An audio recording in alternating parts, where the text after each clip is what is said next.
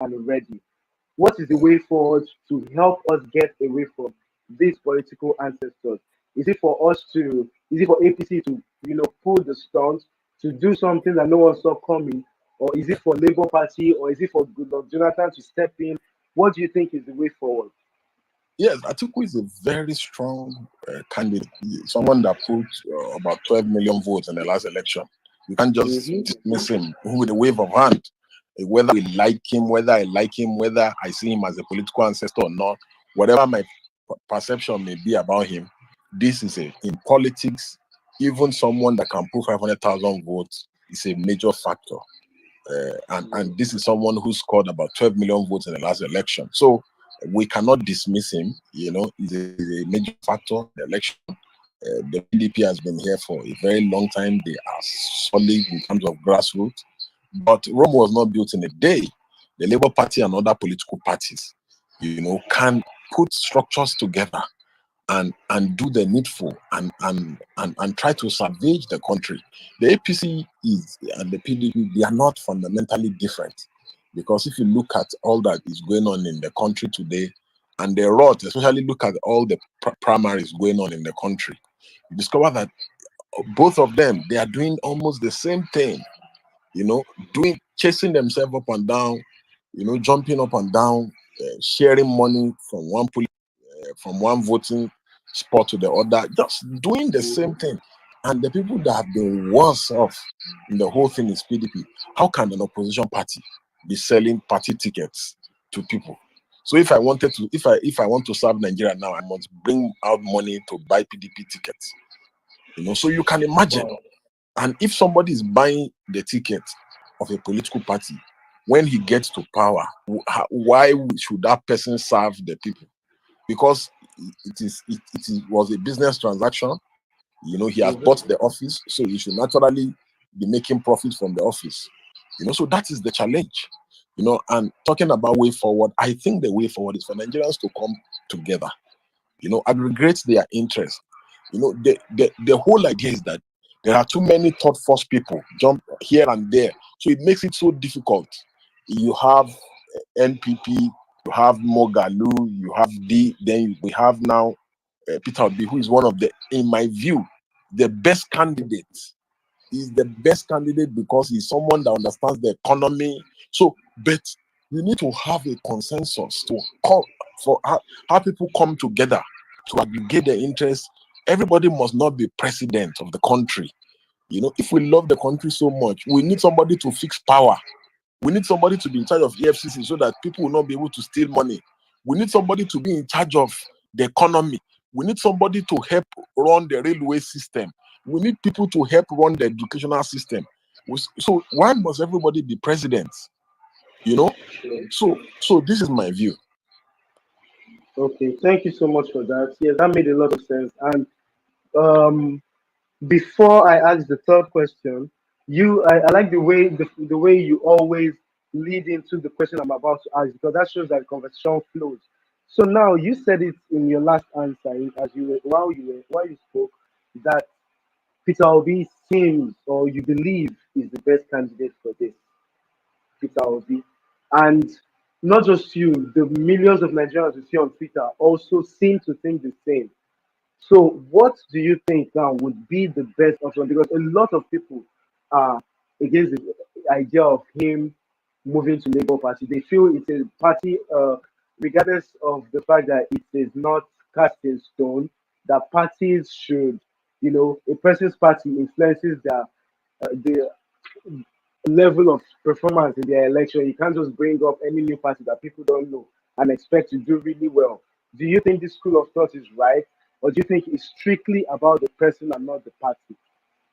Yeah, basically it's a combination of both, because you need party agents to protect the votes. If no matter who the person running is, even in America and the US, it's the same thing. You need strong, solid structure everywhere. You need people who prevent rigging. You need people everywhere. You need to have agents in Daura, in Borno, in everywhere. Everywhere. You need to have agents everywhere. So for me, I believe that it was important. It is important to identify what the issues are, and also to find ways to how you can solve them. I sincerely believe that if all the other people outside PDP and APC will come together to form like a coalition, of some sort, they will not really be able to pose a serious challenge to the APC. Because if it was just maybe like in just one state, it is possible. But because the country is so large, so huge in land mass and everything, it will be difficult to police the votes, Yes. and because of the propensity of our politicians to cheat, to rig, to do all these evil things on election day, it will be almost impossible to stop the two main money bag political parties. However, it's not an impossible task. It's just to get the critical mass and then, majority of Nigerians into this, and it will be doable. Yes. Thank you so much for that. So, others who have questions, who want to speak, please go ahead. I saw Abdul taking off his mic, putting on his mic, so you can feel free to ask your questions as well. The floor is open, so long as you're a speaker, and if you're not a speaker, feel free to send your request. Yeah. So, that's Good Tech evening. Monk. Please go ahead.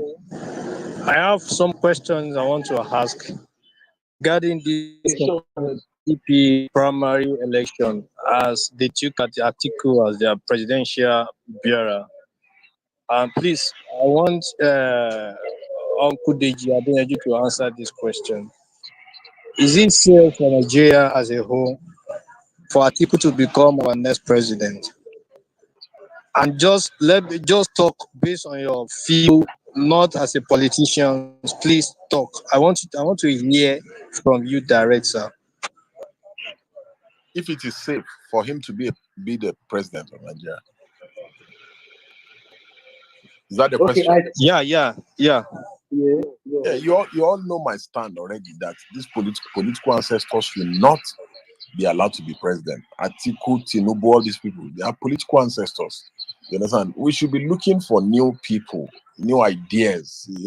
I don't know why at this point, if not that our country is doomed, we are in a fix. You understand? And again, I blame many people from the Southwest. They know that it is the turn of the Southeast to be president. Everybody knows. The Yoruba man is currently the vice president of Nigeria. He's about to complete 8 years. We all know in this country that equity demands that South produce the next president of this country. Then everybody started coming out from all parts of the country to contest for president. And we were talking about zoning the thing to the South. If we were sincere about zoning of presidency to the South, shouldn't we all, both in PDP and APC, shouldn't we all have supported the Southeast to produce the next president? Are we saying that there are no competent people in the Southeast? Do you know how many people from the Southeast have declared to run for president, both in PDP and APC? Look at the governor of Ebonyi State, Dave Umahi. Go to Ebonyi, go and see the kind of work that guy has done there. Are we saying that kind of person is not competent to rule Nigeria? Look at Peter Obi. Look at all the people that have declared to run for president in the Southeast. But it is Ashiwaju and Oshibajo that people from majority of the people from Southwest political stakeholders were canvassing for. Rotimi Akeredolu came out to say power Southwest must produce. He used the word must produce the next president. Why would you say such a thing? But my question is, will it possible for even southwest and south and even southeast to pull this thing? Even if the all not support Atiku, will it possible for southwest, southeast, and south to make this thing happen? How do you mean they come together as a party? My brother, listen, look at what happened yesterday at the PDP convention. They got even the people from the people in PDP from South did not support Wike. Sure. The governor of Akwa Ibom did not support his own brother Wike. I saw that. Half of Cross River did not support Wike. Edo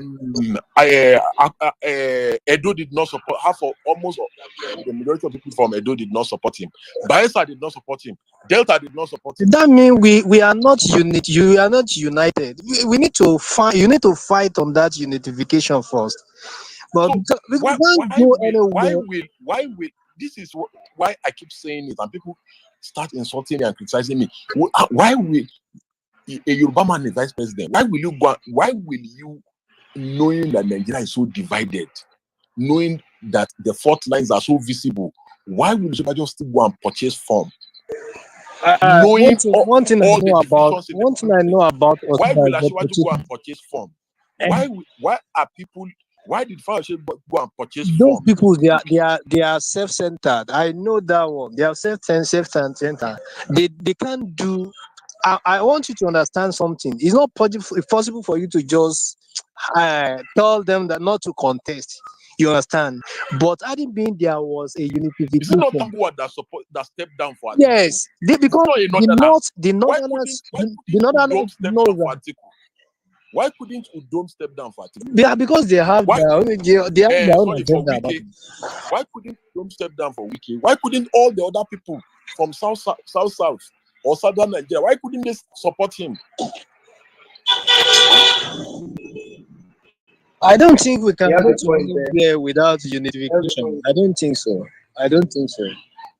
But we need to work as a team. We are running against ourselves. Definitely the North in power till 2028. I'm talking about it. Yeah, once he rounds up, you can go ahead, Osita. Please, go on. I was supposed to speak. Okay, Tech Yeah. Monk, please go ahead. After you, Osita will speak. Okay. All right. Thank you, Edmond. I've heard your submission. You have been very, very consistent with your call for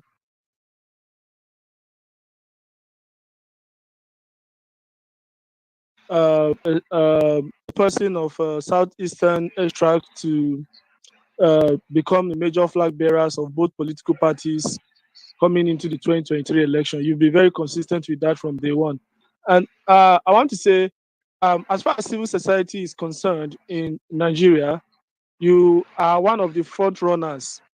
You are like the face of civil society in Nigeria. So within the covers of your own power, what can you do to help or to facilitate? Because as it seems right now, I don't think there's any other route to offsetting or taking power from these two major political parties without a kind of a merger. So within the covers of your own power, how can you, what can be your input? How can you help to facilitate a kind of a merger between maybe the ADC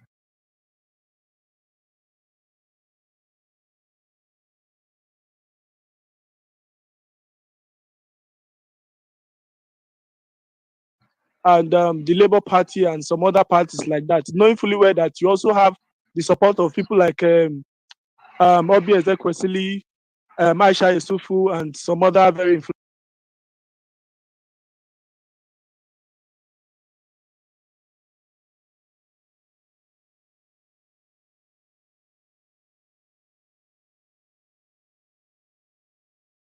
Oh, he's partisan. He's campaigning for Obi. Oh, he's campaigning for this person. Is the no. I'm saying it's just like what I said. I said I identify Atiku and Tinubu. I said these people, they are political ancestors. They've been contesting all their life. These Nigerians should reject them. And I gave reasons why Nigerians should just reject them. I also came and said, he who comes to equity must come with clean hands. I said, if we are talking about unity, fairness, equity, Southeast should naturally have the right of first refusal. And I explained, I give reasons why. And I also said, if we're talking about zoning, any zoning that does not put Southeast at the heart of it is a fraud.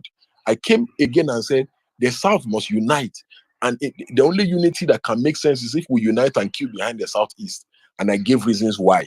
And I said, if people from other zones like Southwest contest, then the Northerners too will feel that everybody can contest. It's an open contest. And that is exactly what has happened now. Let's even go to the Southwest where people are expressing political greed.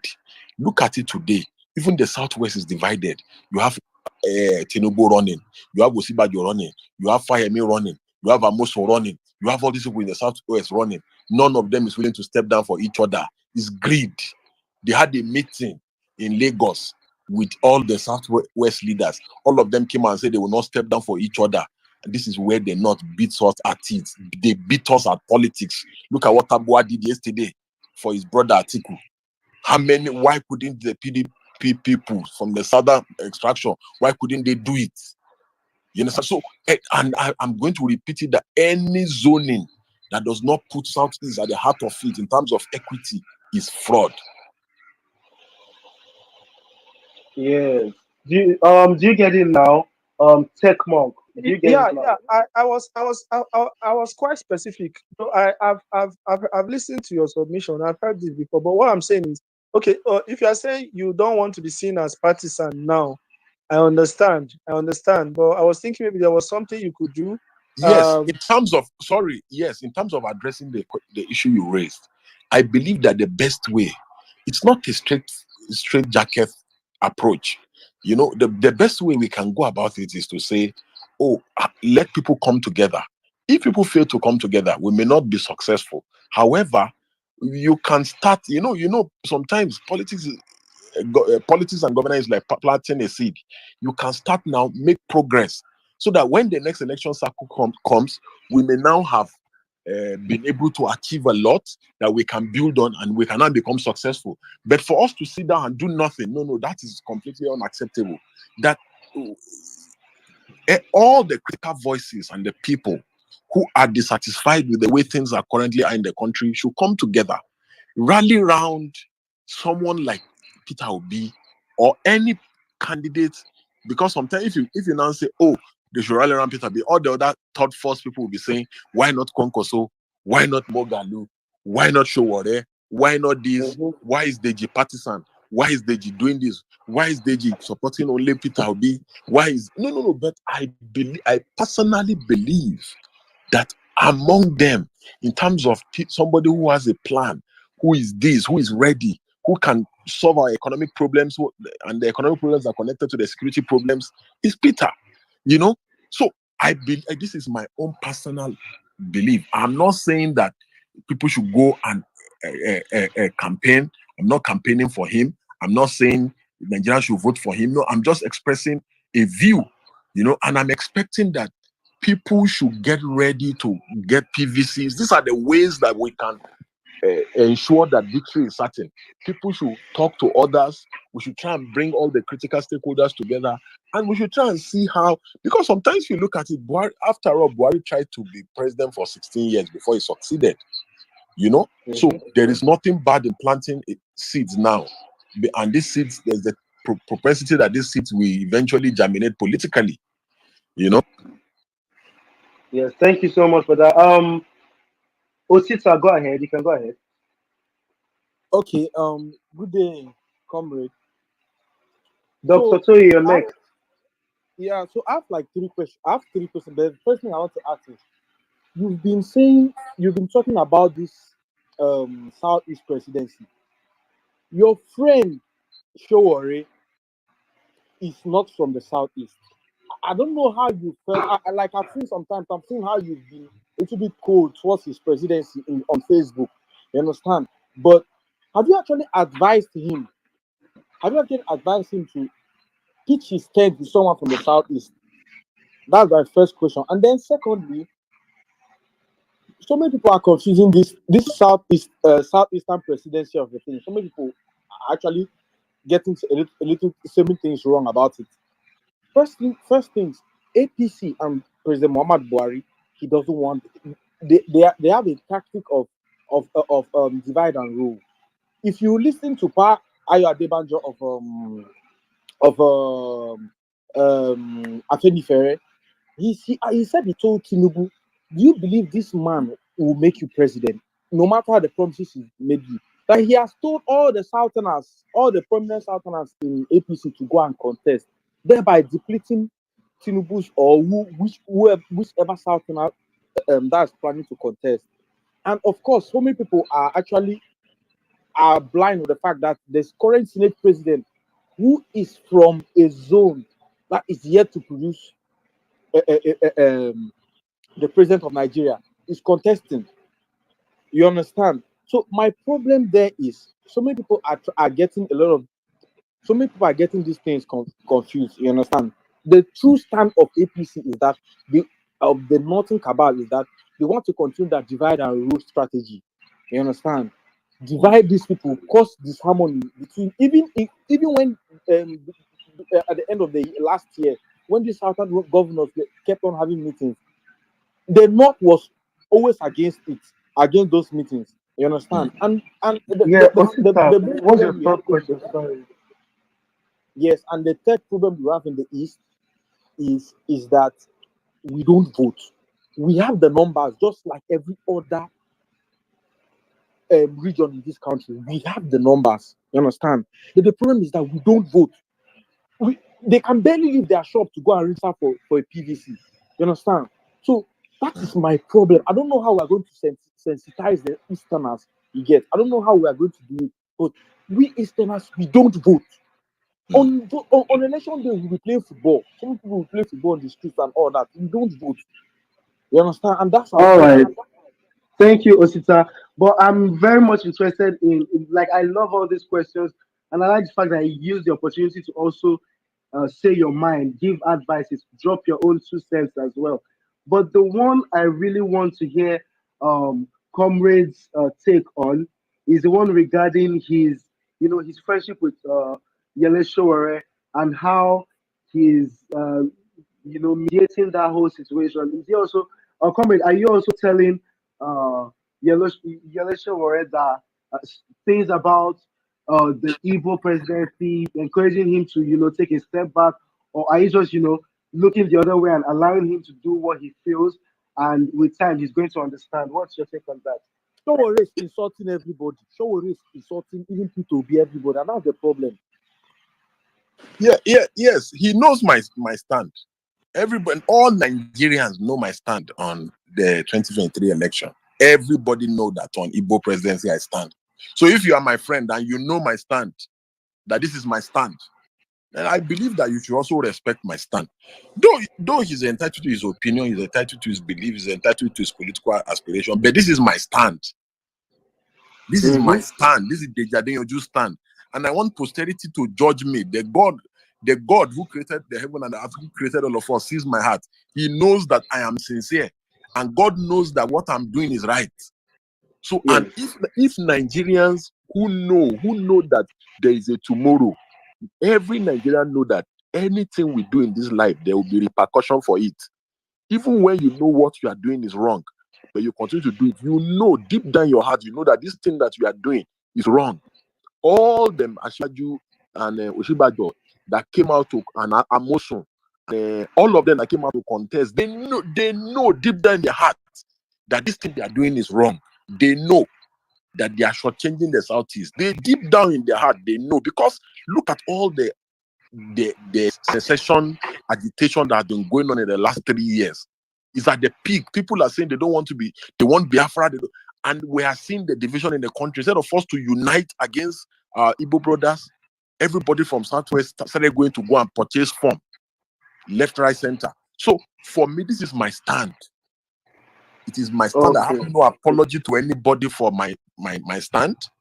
You understand? And I'm going to continue to stand my ground to say the Southeast, they should naturally have the right to first refusal in this matter.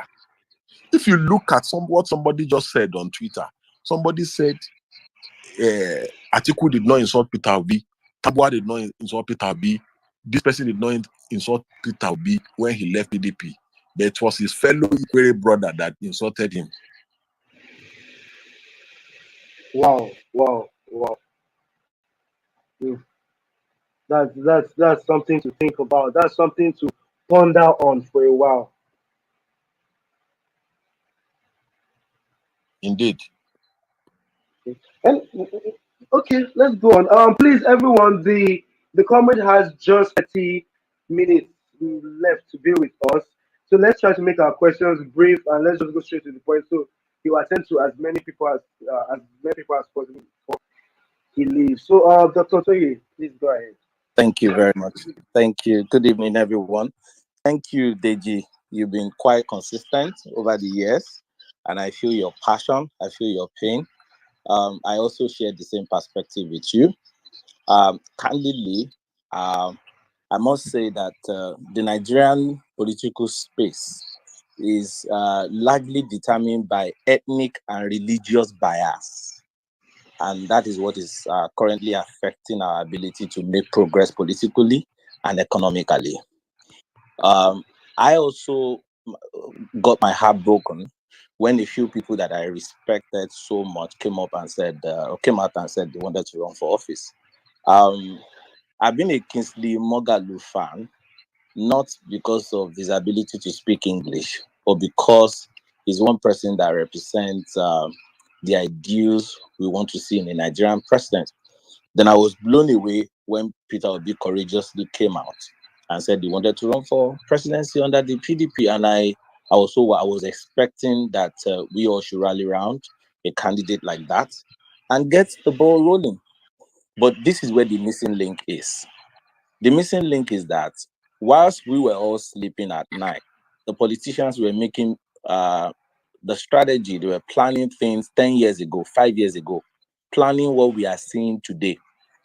They were planning towards what they expect our reactions to be.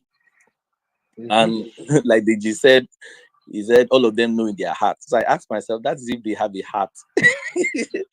You can't have a human heart when you are in the Nigerian political space. You have to have a superhuman heart when you are in the Nigerian space like that. That is filled with a lot of bigotry, a lot of hypocrisy, a lot of power play. So I think what DG said is my point, and I've been saying it in all the media houses where I've been speaking. I was on channels a few weeks ago and I said the same thing to them, that we need to take over the instrumentality of running the politics from the grassroots then into the political parties. If you are not a member of a political party where the appointment or the election of delegates is being determined, you cannot determine who will become Nigeria at the end of the president of Nigeria at the end of the day. You cannot determine who will become the governor of your state at the end of the day. And I say to people, the way you pay tithe and offering in churches, you need to join political parties and pay your tithe and offerings to political parties such that the money bags will not come to hijack the political party structure. What we did during NSAS, and we're able to raise money and mobilize and build structures, we should take that template, that strategy, and infuse it into our political party, the existing political party. Infuse that fundraising mechanism, that strategy, that mobilization and engagement strategy in the political parties, such that 5 years down the line, 4 years down the line, beyond this election cycle, we will see the results, like Deji said, we want to see in the future. But all of us want immediate gratification. We want immediate gratification by winning elections now. The politicians have been planning this thing 5 years ago, 10 years ago, when you were sleeping. A lot of you are not even card-carrying members of any political party. You don't even go for meetings. You don't even fund the political. You don't even contribute to the funding of the political party. Thereby, you cannot have a say in what is going on there. And that's why it's easy for them to be able to frustrate anybody. What I am suggesting is this, like they just said, let's sit down and develop a strategy and map out a time of how we will invade this political party with our ideology of for development of a Nigeria that is true and true.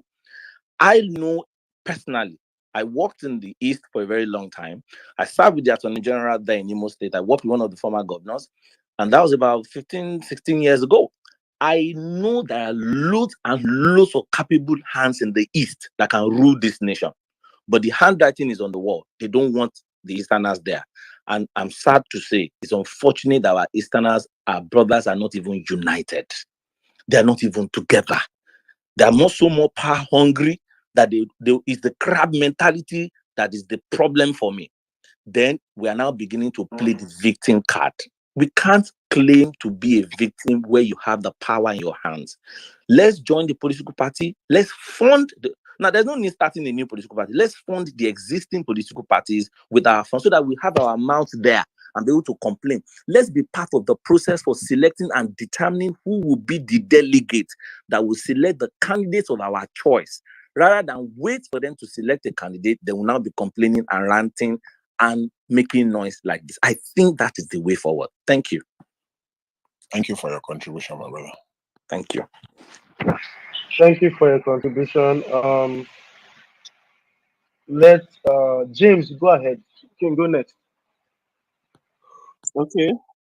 My own comes like a question to Mr. Deji, because there was a time he posted something on Twitter and I replied.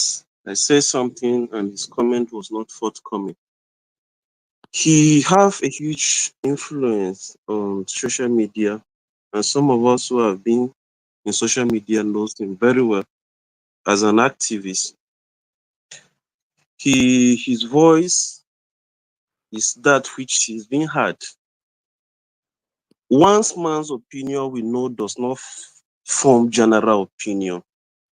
And as a student of law, Absolutely. I know that Jide is very conversant with politics, because you can't be a law student and you say you are not conversant with politics. And he knows that in politics, power is not given.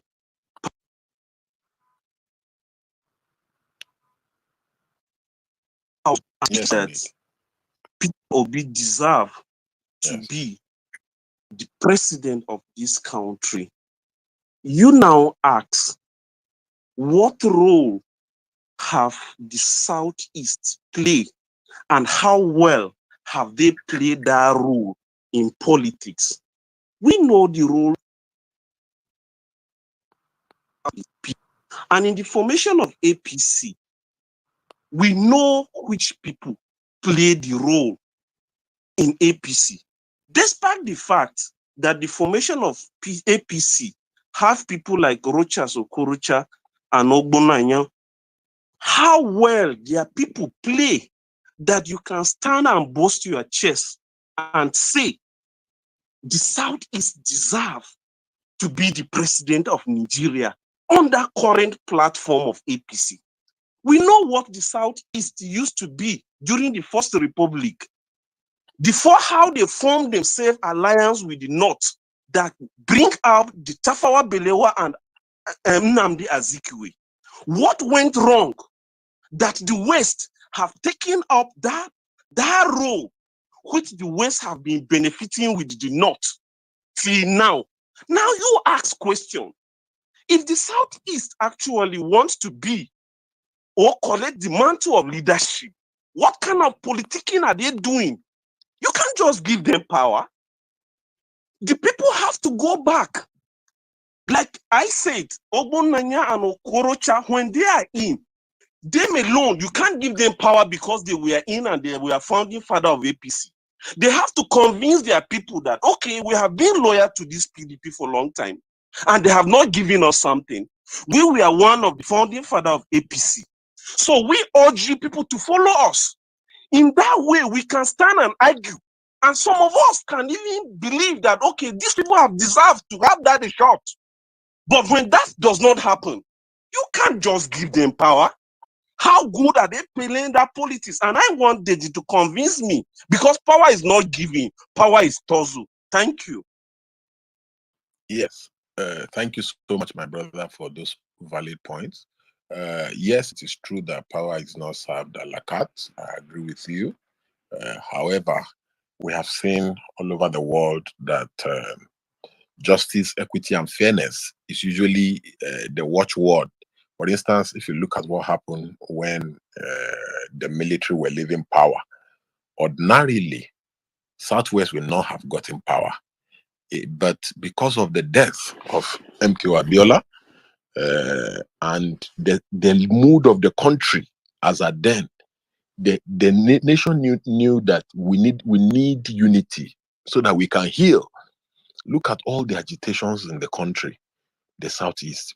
People say they want to leave. The marriage is not working. It's unfavorable. If you are married to a woman, the woman is telling you that the way you are treating me is not fair, and you continue to treat her like that, she's definitely, the marriage is going to crash and she's going to leave. So those are the issues. And this is why we need to be considerate. If you look at the way that the Southwest was compensated in 1999, the Southeast deserve, everybody in the country knows that the Southeast deserve to be compensated.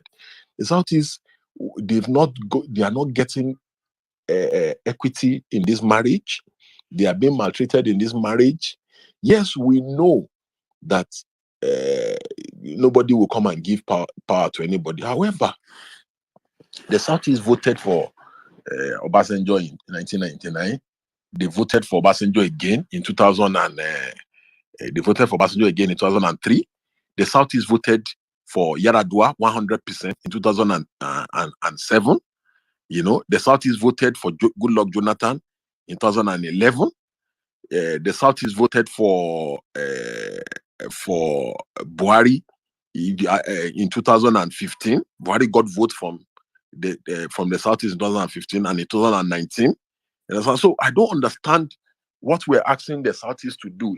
Are we asking the Southeast has supported every other zone in this country? Are we asking the Southeast to sacrifice their blood for Nigeria before we can consider them patriotic enough? So I don't understand why there's this suspicion of the Southeast and why the Southeast is being maltreated in this union and in this marriage. So in my view, I believe that the Southeast deserve to be president, because they are also Nigerians. If we don't want to trust them with power, then we should allow them to go.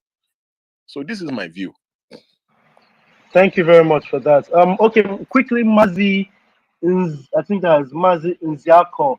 Please go ahead. Okay, Deji, I am so happy that you're here today and that you're taking a stand, because these people that we are dealing with do not care about us as a Nigerian as a whole. If they can throw morality in the air and say, oh, as a Nigerian, the Constitution permits me to vibe for any position, and nothing like zoning in the Constitution and all that. We understand that. So you can also say, this is my stand. It doesn't have to do with anybody. It is your own personal decision, And at the same time, when people start talking about Southeast not playing politics, I don't get it. Like Deji said, I have been a PDP member since 1999. I have voted PDP all my life. So when you say we don't play politics, I don't understand what it means. Because I personally voted Obasanjo, and the entire Southeast did. I voted Yaradua. I voted Goodluck. So, but does it mean that nobody wants to vote for the Southeast? Are we only good in voting other regions, and nobody, when it comes to our turn, they say, oh, we can't vote you. You don't have competent people. So I don't get it. I don't know if Deji can explain more about this, because I don't really understand. I'm also wondering with you, my brother. I'm wondering with you. I'm confused with you. I'm lost for words, actually. Yes, it's really sad. Amma. Okay, round up Maazi. Then Amma would go next.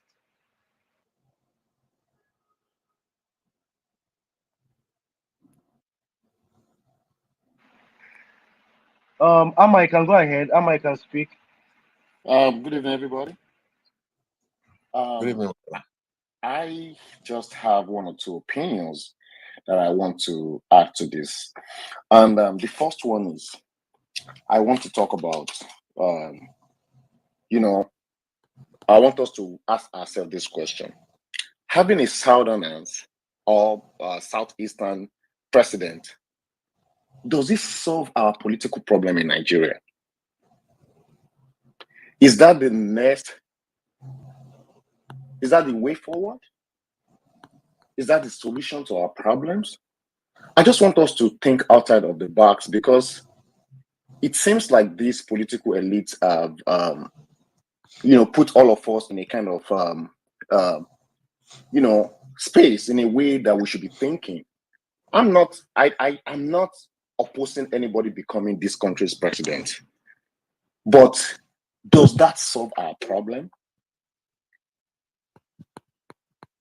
To me, president can come from anywhere in the country, so far you are ready to deliver. Because this sentiment of we need to have a Southeastern president, or we need to have the Northern president. Is one of the reasons why we are where we are. And I also want us to think about this. There is no way, even if you give, Okay, go on. Okay, round up. okay, if we give Sorry, people, round up, Amma. okay, if you give people an opportunity, no matter what the case may be, in the way things are situated, we will still have some people that will feel marginalized. And this brings me to what I think our solution is. I think we, the youth, need to organize ourselves. We need to find a way. With what happened with NSAS, we don't even know the gravity of power that we hold as youth of this country.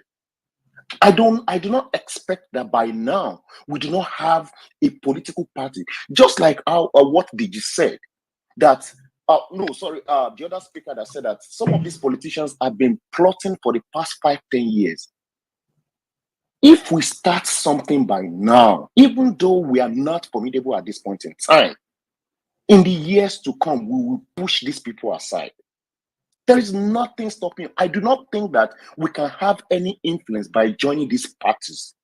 For instance, we see what they did to Banky W, somebody that everybody in the world saw that he won the primary. Do you think there's any chance for us? If we put ourselves together, we organize something, these people will be scared. It is until we can go back to the drawing board and realize that the youth of yesterday, they are now the leaders. This is the future leaders they are talking about. This is the leadership point that we are talking about. And we need to start. I do not think that joining those people, you will not get, they say you don't go to what do they put? You don't go to the war with a dog or something. You will be dragged in the mud. We need to organize ourselves. We need to have a youth political. That revolution that happened with NSAS should have metamorphosed into something else by now. We are sleeping. We need to wake up. We need to do better. That is my submission. Thank you, everybody. Thank you very much. Thank you very much. I think Maazi wants to reply you, but Maazi, please just hold on. Let someone who has not spoken go ahead. Soliu has been tapping. Soliu, you can go ahead. That's Soliu Uh, Yemi Ishang. Hello, good evening, everyone. Uh, Good evening. thank you for bringing me on here. And Monday, I want to say thank you for being part of this. Thank you, sir. Um, I have some few concerns, and but before that, I would like to reply one speaker like that that spoke about Sowore and all that. I think the speaker said that Sowore is just or has been insulting everyone. I would like to correct that impression. If you look at it, Sowore has been on this for a very long time. But if you look at it specifically, when it comes to Peter Obi, I don't think Sowore has actually insulted Peter Obi like that. And why? Because, and I think that's also the reason why many Nigerians kill or are queuing behind Peter Obi. Look at it, Peter Obi is not a saint. He's just the most decent one among the ones we have contesting now. And that is why you see Sowore has not really insult him. So, but on the other candidate or on the other chiefs that we have in Nigeria, like Atiku, Tinubu, and all that, I don't expect anybody to force Sowore or blame Sowore for insulting or for asking them what, as in for challenging them. I don't think Sowore has done anything bad in that aspect. But I would like to correct the speaker that Sowore has not really insulted Peter Obi. All of us know the way Sowore handle things, the way he talks and all that. Yeah. And we can't still fault him. No one is comfortable with the situation, with the way Nigeria is being run right now. So that one aside. I think All right. now I would like to come back to the issue of Southeast and Southwest. I feel like when the whole thing started, so I feel like in PDP, Southwest and Southeast would be able to defeat Northerners. But my suggestion then was that the Southeast and Southwest, they would have to make sure that only one candidate is being put forward. The moment we start having two candidates from Southwest and Southeast, we can never defeat North. Are we saying if we've had just one candidate from Southwest and Southeast, we will not be able to defeat Atiku and the likes? We would. But where is the unity? We don't categorize ourselves as Southerners the way Northerners do. Look at what Tambuwa did yesterday.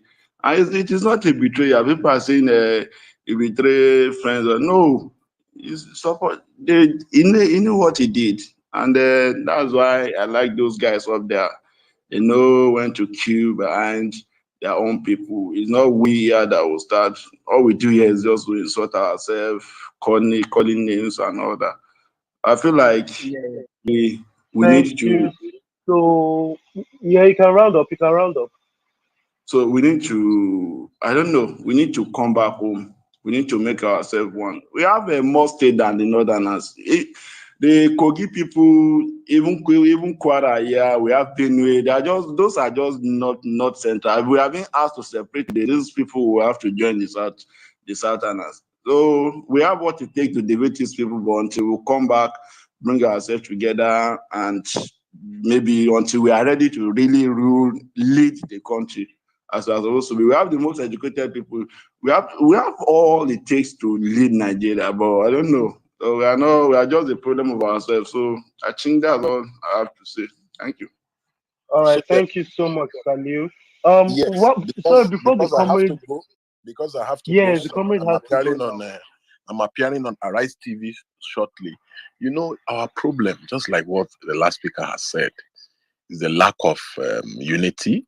Look at the person that went to go and submit Ahmed Lawan's form. Hope Uzodinma, Igbo man, is the one that went to go and submit Ahmed Lawan's form.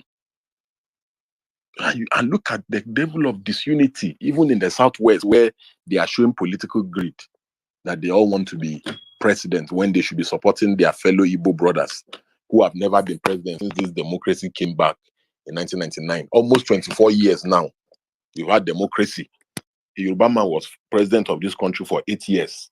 A Yoruba man is now a vice president for another 8 years. Another Yoruba man now says he wants to be president for another 8 years. Come on now. Come on, let's be fair to one another. Let's show one another love. Let's be reasonable with one another. Let's show that we are our brother's keepers. Let's show that this is beyond just personal things, that we can relate with each other's pain. Okay, I had one speaker saying it shouldn't matter where the person comes from. But okay, so how does another Northerner being president for another 8 years, how does that help Nigeria's unity? Knowing fully well how divided we are. How does that help? How does that help develop the country? Don't you know that? Don't you know that development is also, that unity is part of development? Unity is also part of development. You know, so if we are not united, how can we develop? How can we develop as a nation? You know, so these are the issues. It's not that God knows I don't have anything against Tinubu. I don't have anything against Oshibajo. I don't have anything against anybody. I am just trying to speak truth the way I understand it. And I'm doing my best to make other people see that we are going to all regret this one day. Thank God that the people in PDP that I was warning, since I've been warning them since last year, they were served breakfast yesterday by people who are smarter than them. You understand? I was warning them since last year. They were been insulting me. Thank God now, all them Tinubu and Oshibajo, they will soon be served breakfast soon. This week that we are in now, they'll be served their own breakfast. This week we're entering. So if we don't stop, let us all pause, reduce our greed, our selfishness. Let us take a break. It must not always be. It must not always be about power for power's sake alone. You understand? This idea of do or die, it must be me. If it's not me, let the building crash. You know, so this is what I'm just going to close with, and appeal to each and every one of us that please let us consider other people in whatever we do. Thank you, and God bless you. If the space is still on, once I'm done with my interview at Arise, I'll come back and join the space. Thank you. All right, thank you so much, comrade. Thank you so much for your time. And yes, we're still on. There are so many other people who have been raising hands. The floor will be open for you. But meanwhile, you can you can use the hashtag to drop your questions. Just tweet your question and put the hashtag why Niger spaces. I'm going to be reading the questions as we go on. And as I can see here, a lot of politically aware and awake people are here. So I think we're still in safe hands until the comrade returns. So who goes on next? Peter, I think Peter just spoke, right? Dr. Toye is back. So, Dr. Toye, let's hear you real quick then. Peter and Maazi can go next. Thank you very much. Did actually captured a bit of what I wanted to say in addition? For us, as we contribute here, we are not denying the fact that the Nigerian situation is not chaotic. We are not denying the fact that the situation is so bad that we are not focusing on a visionary leader who is competent and credible to solve our problems. We do need a competent, credible, and visionary leadership to solve our problems. However, part of our problem is that our political terrain is flawed by our ethnic and religious propensity. When you look at it, a Muslim has been ruling Nigeria for about 80 years. You mean another Muslim from PDP and APC will come and rule again? A northerner has been ruling for 8 years. You mean another northerner will now come and rule again? A very valid question. So That's a very valid question. so you cannot put this out there and expect that the nation will be united. To make progress in solving our problems, we can only be united when we play to our conscience and speak to our hearts. Is this fair? Is this equity? Is this justiciable? This is not justice. Why should Nigeria's own development, Nigeria's own unity be subject to a man's ambition because it is your lifetime ambition? You've been contesting for presidency since 1992 and you believe you have the first right of refusal because you gathered 11 million votes 4 years ago, and your ambition is so much important that you are not putting into consideration the unity of Nigerians or Nigeria, which is already fragile. Our unity is fragile right now. People feel bad that they are being treated with scorn. They are not being attended to. They are being marginalized. Let's to foster that unity, especially when we have a fragile history, a history of civil war where people are still in pain, where the memories still linger in people's heart, that they lost families, they lost property, they lost sense of identity, they lost everything to that war, even though it was several years ago. You can still not deny these people of their pain. You cannot deny them of their agony. Now, you are now telling me that they don't have anybody that is competent in the entire Southeast. I know so many men in the Southeast who are detribalized, highly detribalized. Do you mean we can't find any that can serve as Nigeria's president for the next 4 years, that is competent enough to solve our economic problems, and that is courageous enough to solve our political problems? There are myriads of them. So we are not saying that the Southeast, we are discussing Nigeria's progress at the expense of competency. That's not what we are saying. We're not saying we don't need a competent. We need a competent leader. Of course, we desire a visionary leader, but for the purposes of justice and equity, especially where our unity is fragile, where our history of being a nation is becoming questionable, the best way to appease all parties is to consider a candidate from the Southeast to lead this nation. There are so many competent men there who can do it.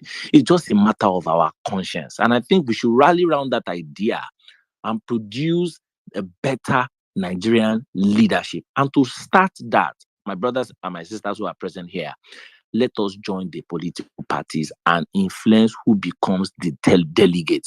Let's influence who become the leaders. Let's not just rant on social media alone. Let's just not complain and play victim card all the time. Let's join the political parties now.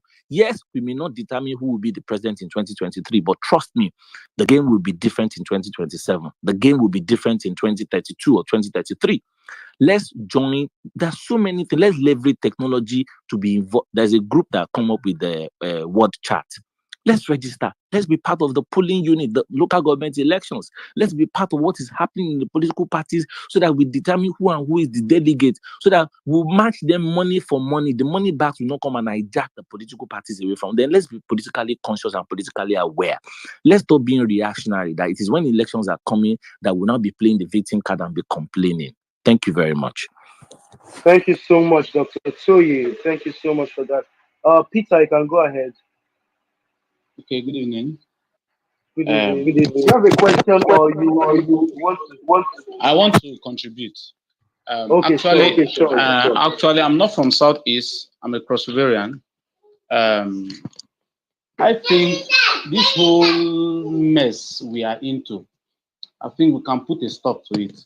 When we continue complaining, can't we put an end to this thing? Come. How do you suggest to put an end? We can put an end. All these people that are causing this problem, this marginalization, bringing all these things that are power tussles and all of that, we can decide and form a coalition and collect them this power. Seriously, we can do it. It's not something that is something that we cannot do. We can do it. It's just a matter of having one mind, coming together, agreeing what do we do. And before they understand what we, in fact, our plans, we have to hide it and take it away. Because if we continue, in as far as some other one part of this country continue to be marginalized, there cannot be peace in this country. There will continue to be problems in this country, problem upon problems, until there are cries and they are yearning and everything we hit to it. There will continue to be problem in this country. So I don't believe in all these ones they say this side, they are the ones they are holding power, this and they don't want to leave it. No, we can form a good coalition and decide to take this power from them. It's not even about Hausa. My problem is Fulani agenda. This Fulani agenda is killing us. A Fulani comes out, another Fulani wants to go, another Fulani, not even Hausa. They brought about Hausa Fulani just to threaten us, just to make us know that they are united. It's bad. So I feel the Southeast, I know that my vote is going to Southeast. That's one is sure. And you know that if what you are doing is right, you want to do the right thing, your vote should also go to the Southeast. We should shun all this marginalization so that I don't know whether this zoning cannot be enshrined into our constitution. If it can, please let them do it. I yield the mic. Thank you. All right. Thank you so much for that, Peter. Maazi, you can go ahead. Okay. My point. One second. There are two Maazis here. I'm talking of Maazi Ezeoke. Okay, thank you. Yeah. So can I go ahead? Why is you also speak? Hello? Can I go on? Yes, sure. Okay.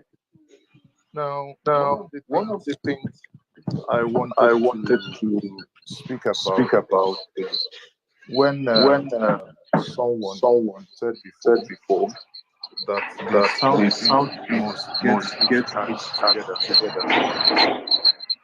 I find it always so disingenuous that people will come up and make such comments. If we have to go down the memory lane, people, let's remember that a faction of APGA was part of the APC. And before then, the ANPP, led by Ogbonneonu, was with General Muhammadu Buhari. So we all knew how that politicking at that time happened. It come down to PDP, The Southeast since 1999, from 98, 99 up to date, have voted for a PDP. Now, it beats me sometimes also when people, make this as if you can't trust the Southeast, you can't let them go, but you question them as to their choices. Now, please, can we go back to these choices? 1999, they supported the Yoruba man even when one of their son and one of their brightest then was on the verge of, getting to the top job before, politics happened. No offense taken. Was voted in for the second time. 2007, Yaradua, who who may he so rest in peace, from Castina State, was voted in massively. Sadly, his own brother, in the person of Buhari, wasn't. And what happened? So if we now go down memory lane and chronicle all these things, and you now hear someone's telling you get your act together, and I ask, you have in the APC a man of immense competence, a man who I call a miracle worker when it comes to infrastructural development in the person of Engineer Dave Umahi. You have a very, intellectual, mobile individual in the person of Dr. Boniono, both of them from Ebony State. And someone will say, where are the competent people? Now tell me without sounding immodest, apart from the way we do politics in Nigeria, are these men, for instance, Dave Umahi, with the little resources that the state receives, he's been able to know, and I repeat this because I am on ground and I go to these sites. No governor in the Southeast in the last 7 years comes close to this man in what he does. Yet someone says we do not have people who are competent. And I, listen to these things and I'm like, here again, sorry, my good people and my friends from the Southwest, slightly personally disappointed. You know why? Because I thought when the governors forum were saying we will demand that presidency is zoned to the south, that they were meaning for equity and whatever we call the next. But sadly, it's not the case. Suddenly, everyone comes out. 100 million becomes like 100 naira that you use in buying akara. Every Dick and Harry comes out and splashes 100 million and buys these forms.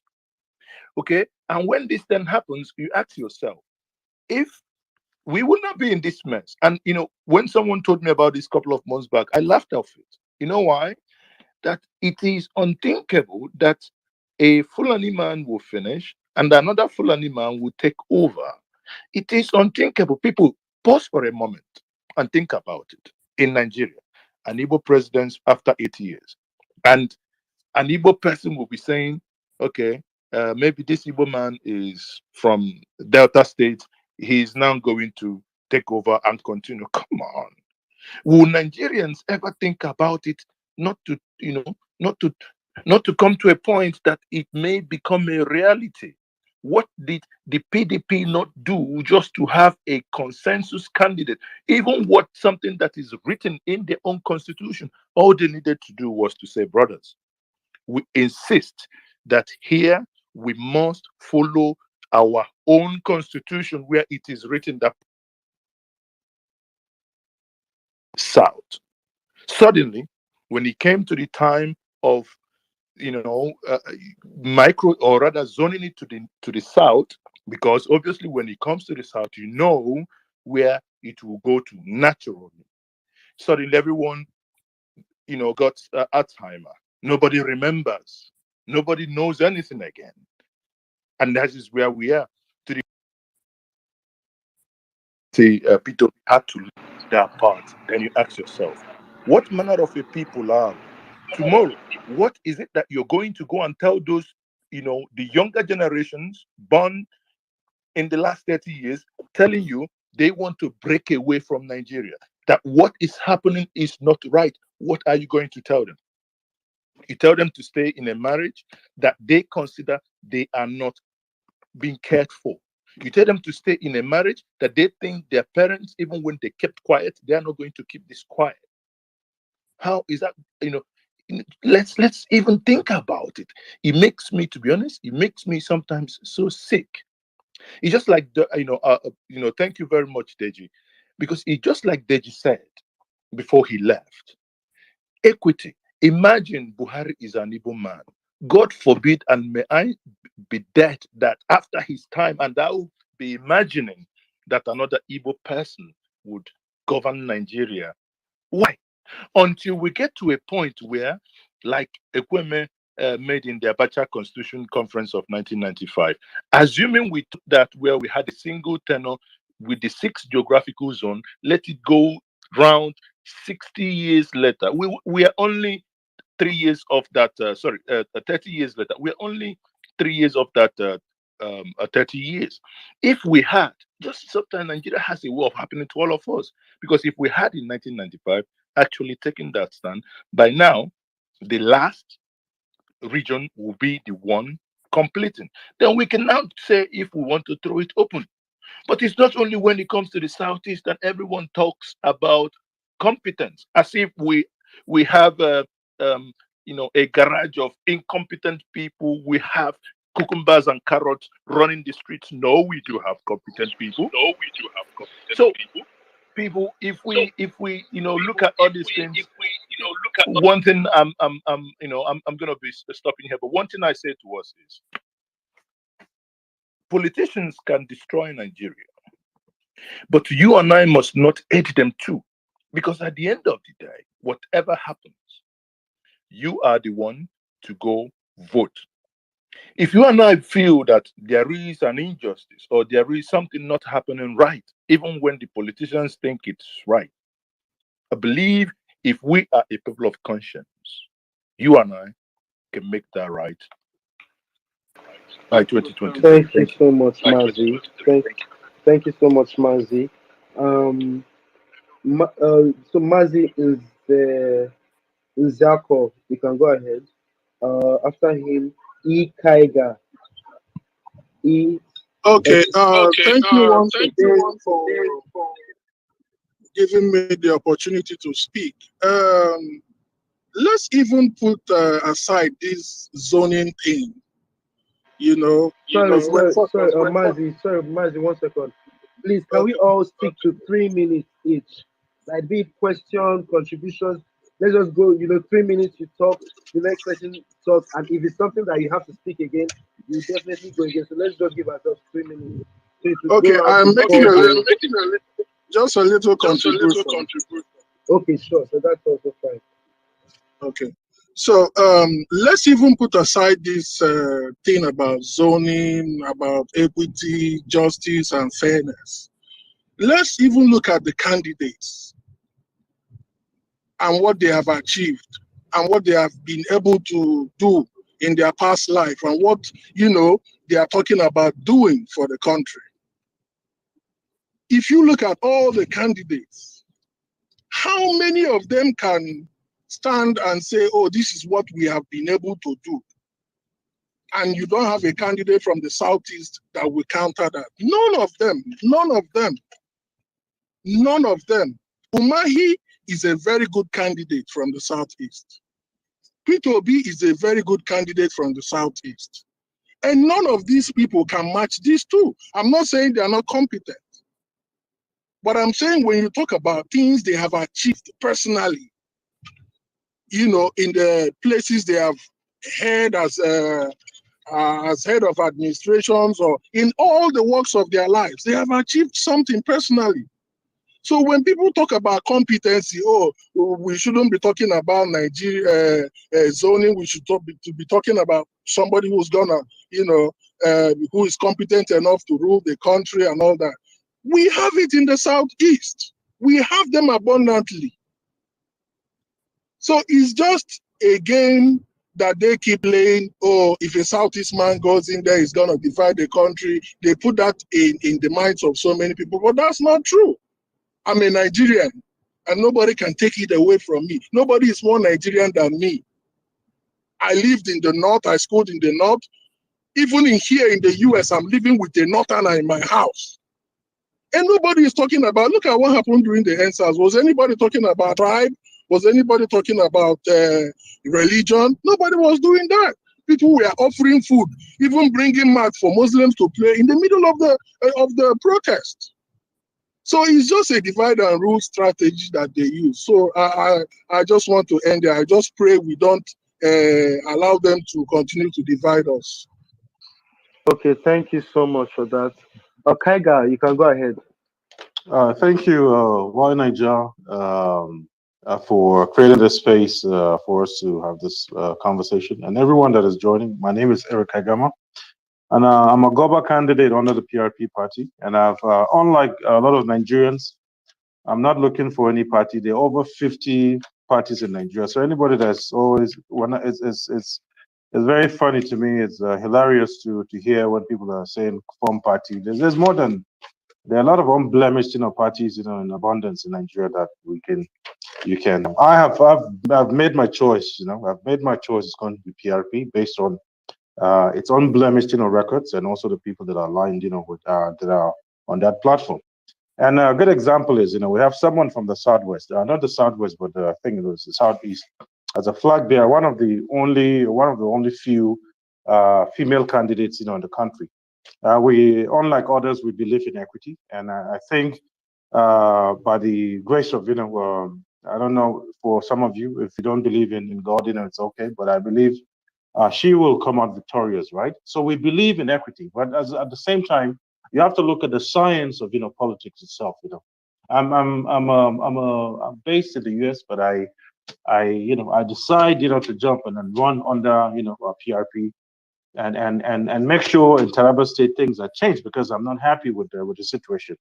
I have gone from just talking about it and pointing fingers to actually pitching my tent with one and saying, let's build this thing together. I think that is what most of us should be doing here. They have more than 50 parties.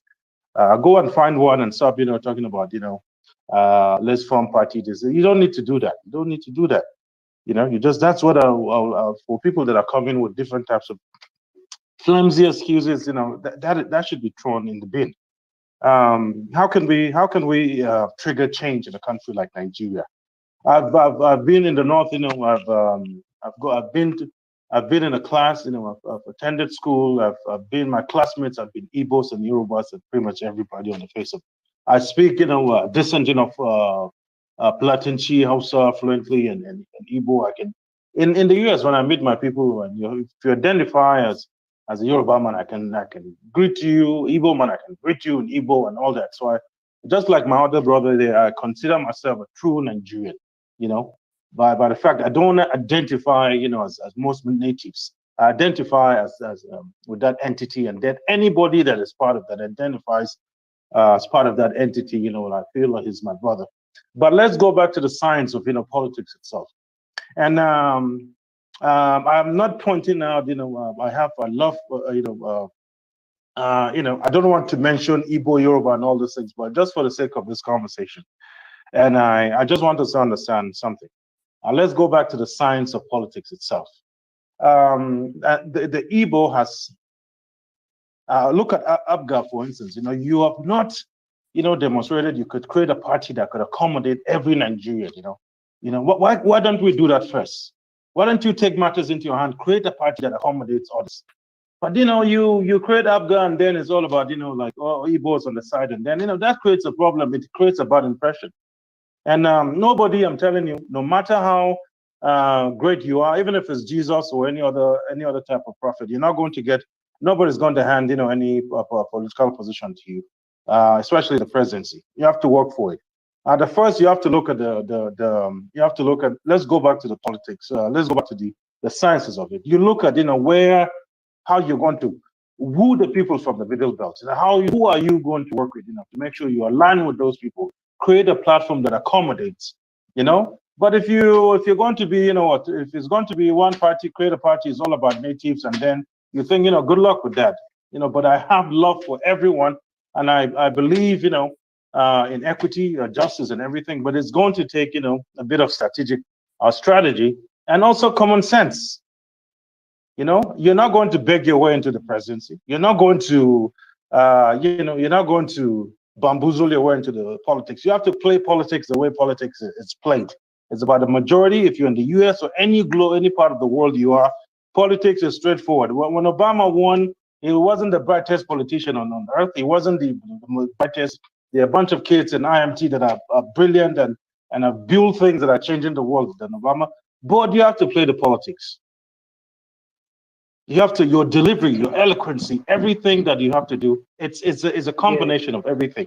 So I'm telling us, let's play, my brothers, like of Igbo extraction or Southeast, or please, let's go back to the basics. Create a platform that accommodates other Nigeria, so that it is that impression that the Igbos only create things for themselves. They won't allow others to be part of it and do and this and that. It's no longer an issue, and it creates a right. Thank you. It creates so that is my advice, and hopefully you can check our party, what is going on in PRP, and our gubernatorial aspirant, the woman that is going to change, politics as it is, in Nigeria, please. And thank you for the opportunity. Why Nigeria Spaces? Thank you. Yeah, you're welcome. You're welcome. Doctor, okay, I don't think she's able to speak yet. Yeah, so I was going through some of the tweets, and I can see some of you interacting already. Dr. Toye tweeted, Nigerian politics is determined by ethnic religious identities. And Osita replied saying, please, you just mentioned that there is a group called World Chat. The young people can join and monitor the election. How can you join it? Okay, so please send him a DM explaining that. I also saw someone complaining that there's a bit of, I think that's Abdul Fattah. He's kind of bothered that a lot of Igbos are on the space. No, that's actually not the case. It's an open floor; anyone can speak. Like there was someone who spoke, and he wasn't really into the idea of an Igbo president, and we're all fine with that. I can see more hands being raised. Okay, Gimba, go ahead. I don't think Gimba can speak right now. Or Maazi Nze, go ahead. Okay. Am I allowed to speak? Okay, please, Maazi Ezeoke, just hold on. Let Maazi Nze round up. Then we'll go back to the tweets and you would attend to that. My hand has been up. Maazi Ezeoke. Okay. I'm not trying to counter the last speaker, but I'm trying to say Apaga is created for every region. It's not only created for Igbos. And he will be misleading the public saying, oh, they only create things for themselves. That's not true. In every part of Nigeria, you see an Igbo man. In every part of Nigeria, in fact, Igbos are the most liberal people you will meet on earth. In every part of Nigeria, you see us doing our businesses. Even though, people may look at us funny and somehow, but you can't compare us with any other region when it comes to movement. So when you come here and start telling us, oh, we create things for ourselves, that's not true. You see some Igbos in the NNPP. They recently created NNPP. Some Igbos are already there. In the Labour Party, the Igbos are there. Even in the Kwankwaso, his party, a lot of Igbos are there. Why would somebody come online and mislead us, telling us Igbos create things for themselves? We should go back to the No, I didn't say they create. I said the impression it gives. I said the impression it gives. I'm a great supporter, and I also no, you are the one giving the impression. No, the impression is, how come we don't have Abga, like having a formidable candidate, Because they don't want to. Because they're not, they're not playing it the way it's supposed to be played. Did you see the NNPP in the Southeast? You don't have to go to PDP. You don't have to go to APC. I myself, I didn't go to APC or No, PDP. I you're went to creating a PRP. wrong impression. The impression It's you're not I'm giving creating. people is No, that let's Igbos see the are not candidate. good. Let's That see what the they do candidate is Abga. creating for themselves. Let's see the candidate Abga present. Let's forget about APC and PDP. But it They're not don't the only matter. party in It don't Nigeria. matter. But what you're It saying here, matters. It you're matters. saying If you have, it don't let matter. everybody If somebody wants to move be there. in any party, they can go ahead and be in any party. It's just like people are just They can go comfortable. ahead Just and be in any party. let's You have don't the have to Abga. mention Let's an have Igbo man Abga to make party. it I'll vote for. If it doesn't, Igbos are we in this, Igbos are PRP, that. That's a we in the very wrong PRP narrative. will work with Abga if it's possible. Stop coming here because you want We have been power working with under every region in Nigeria. We have been it's working not. with every region. We have been playing this politics. That is politics. That We kind have of politics is lazy we politics. voted Obasanjo. Abga, let's We have voted candidate. Yar'Adua. We voted Atiku in 2015. Let's We have the voted candidate Atiku massively. under Abga. And don't How come stop Abga saying is not? that, oh, we don't Abga should be the one of associate the most ourselves with. formidable No, parties. that's not right. That is not right. Abga That's a should be very one of false the most narrative. formidable parties in Nigeria because APC and PDP have both failed. How come we don't have strong candidates, from all those people that are going and paying 100 million, So it is the Igbo APC that and made PDP? us. So are you saying the Igbos caused other people not to have candidates? No, we're telling is that let's what have you're a strong saying? candidate at Abga so that we can vote for it. Let's have that No, option. you are Give not. us that You are not option. saying anything. Please. You are actually not saying anything. You are not saying what am I anything. not saying? When Give you us start a talking formidable about only candidate. the Igbos and Africa Give not us being a in other formidable regions, candidate. you If you're know what I complaining mean? about APC, and give us the candidate Abga so that we can have an option. Us in PRP, we're ready to work with Abga. There are more than 50 parties in Nigeria. People are talking based on where their mindset is. You have the right to talk where your mindset is, and not come online and say, let's be realistic. They are Let's not have the candidate. accommodative. How come we're not talking about Abga? What How come basis this is that? conversation? How come in this conversation we're not talking about a party that is predominantly whatever extraction? I guess we're both coming from two different angles. I totally get that. Yes, and everyone has their own grievance and their own opinions. So let's someone else just take the floor for now to tone things down. President, go ahead. All right, thank you very much. This is my Do you first have time. a question or do you have? No, You're I welcome. just have a contribution. I have a contribution. Oh, okay. I'll catch the question. Just please hold on. Abdul Fattah was already slated to speak next. So Abdul Fattah, you can go on. Is he still online?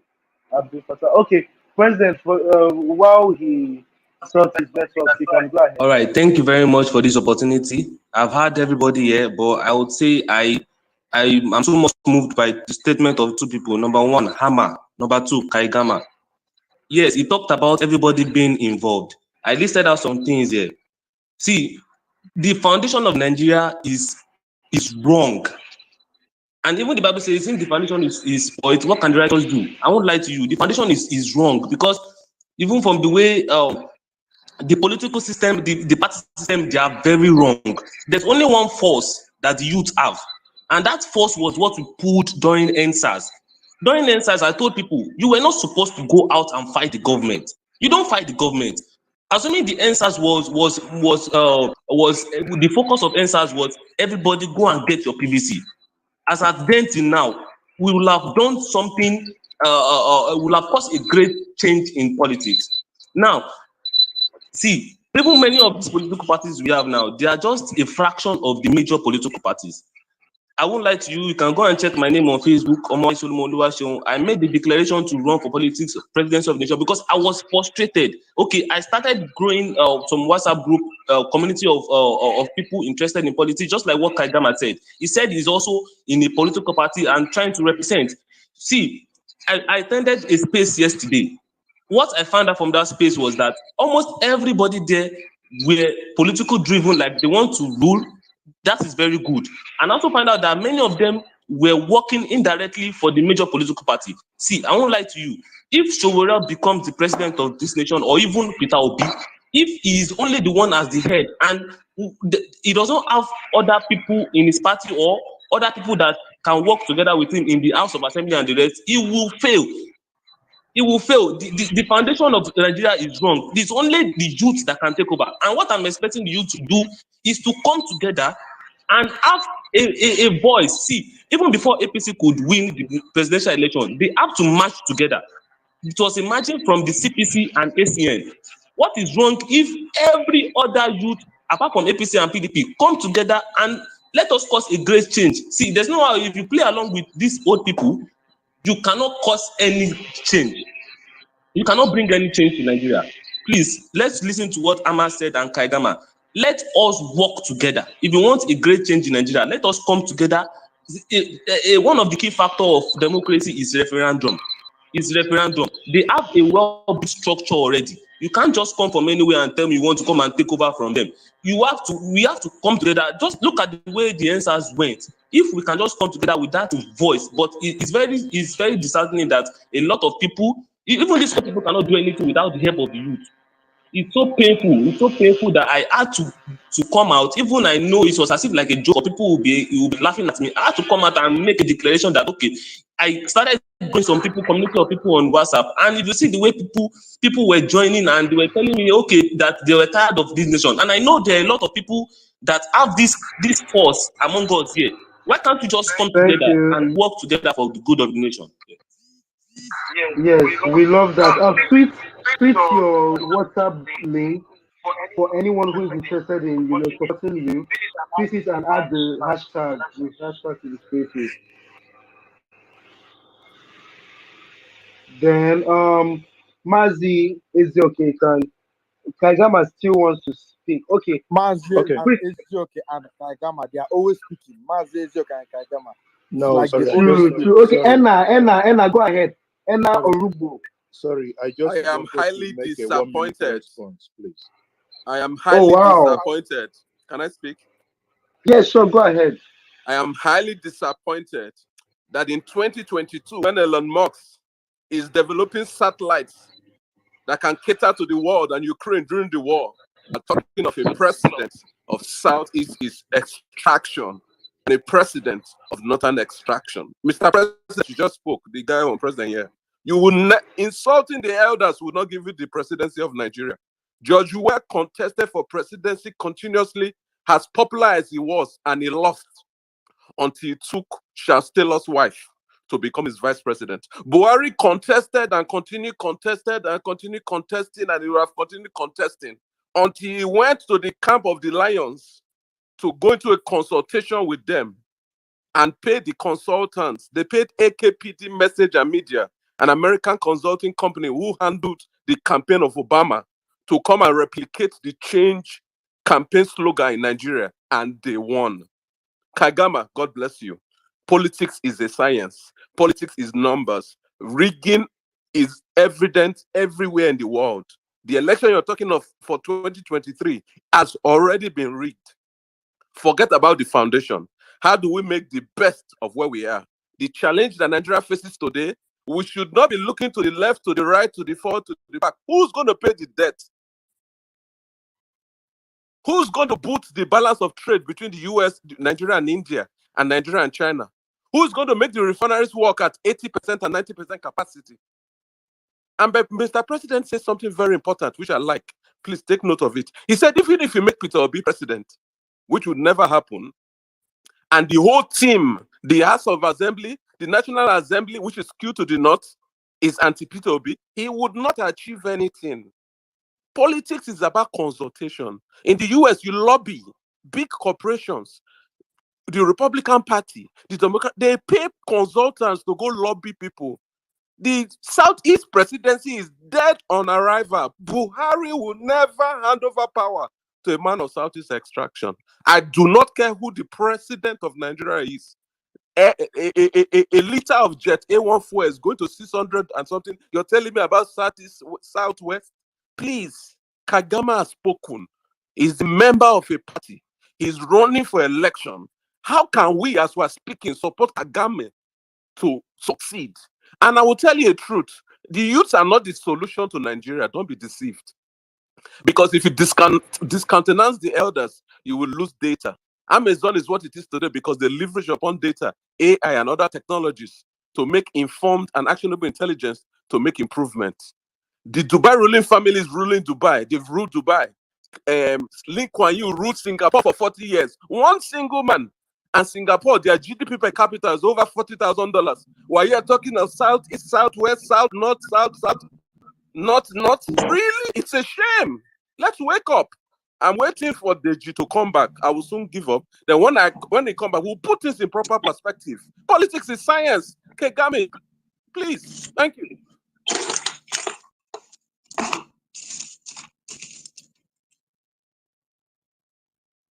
Sir, can I have my 1 minute response now, please? If I have your audience. Now, I want to respond. I think the host is having some connection issue, but I hope you can hear me. I want to quickly respond to the gentleman from the United States that talked about APCA and the appearance that they do not allow others to come in. My dear good brother, I think that perception and notion is wrong. You know what? I say in 2019 election in the Gwagwarada Area Council of Abuja, a man named Danza Mustafa Adam won that election under APCA. Now, if you may permit me, you know the former Minister of Information in Nigeria from Nasarawa State by name Labaran Maku. Maku contested under APCA in Nasarawa State, and Nasarawa is not in Ebonyi, neither is it in Anambra. But he came third. He came third, and he scored 132,784 votes in 2019 election. And that man is not Igbo. Now, what we then, when we make such allusions and such, I wouldn't say misinformed, but it's a very deliberate attempt to kind of lure the audience away from the real deal here. Is if we go back when PDP was formed, you talk about Alexa when we talk about the a man I call a legend, that is Abubakar Remi. These were men that came together.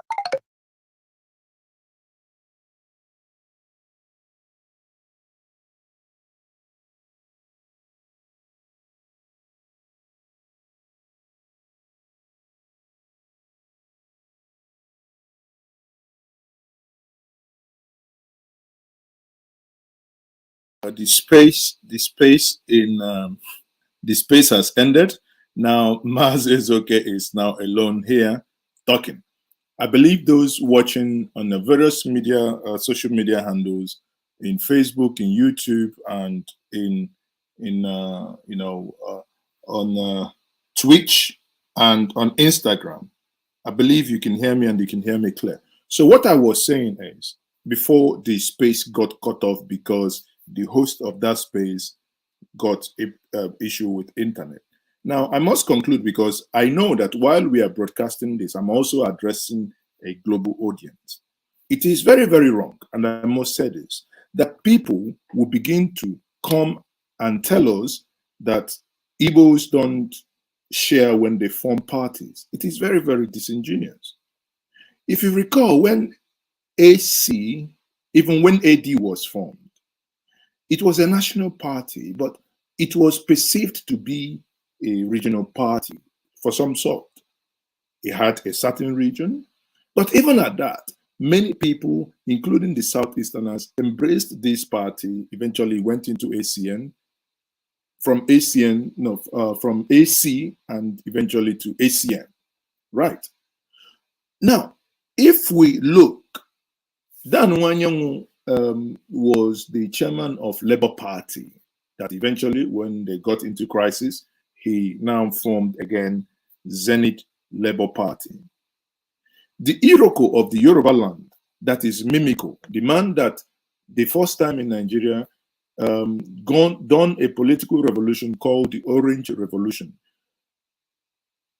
He used Labour Party and he campaigned and he won his election in Ondo under Labour Party, under Dan Wanyangu, who is from Imo State.